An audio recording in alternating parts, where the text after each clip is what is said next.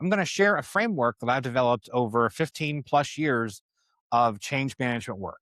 I call it the 4 C's of change leadership: clarity, connection, capability, and celebration. Let's start with clarity. Most change initiatives fail because of a clarity gap. Leaders understand the why well before the change. They've been in the planning meetings, they've seen the data, they've debated the options. But your team is hearing about this for the first time, often in a way that feels vague or threatening. This is when you need to over communicate. I'm talking about repeating your message 7 to 10 times and in different formats. Here's what that looks like in practice. Start with a team meeting where you explain the what, the why, and the when.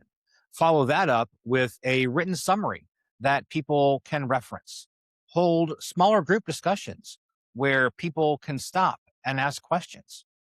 Share updates in your regular team meetings and send periodic email reminders about what comes next.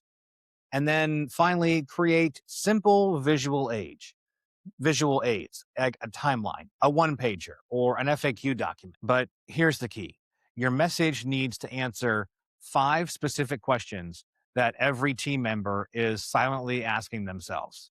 Number one, why are we changing? Number two, why now? Number three, what's in it for me personally? Number four, what happens if we don't change? And number five, what exactly do you need me to do differently in my daily work? Let me give you a real example. I work with a manufacturing company that needed to adopt lean principles.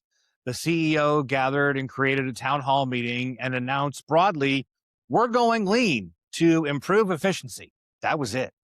Resistance from the team was immediate. What people heard during that town hall was, we're going to cut jobs. 3 months of turmoil could have been avoided if he'd simply said, our largest customer has told us that they're moving to our competitor unless we can reduce defects by 30%.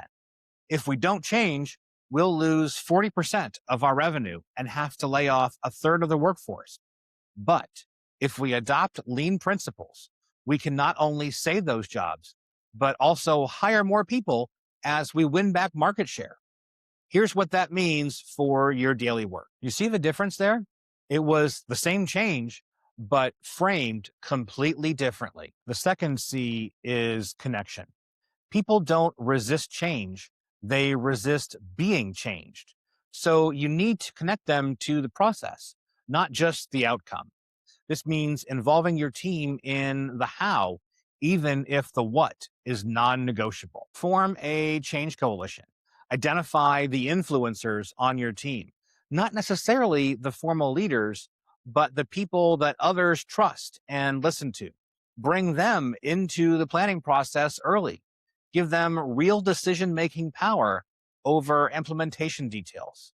Let them be the ones to communicate the change to their peers. I'm a big believer in pilot programs for this reason alone. Instead of rolling out a change to your entire team at once, create a small pilot group.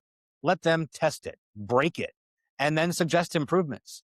Then those team members become your ambassadors. When other employees hear, I was skeptical too, but here's what we learned, that right there is infinitely more powerful than anything you as the leader could ever say.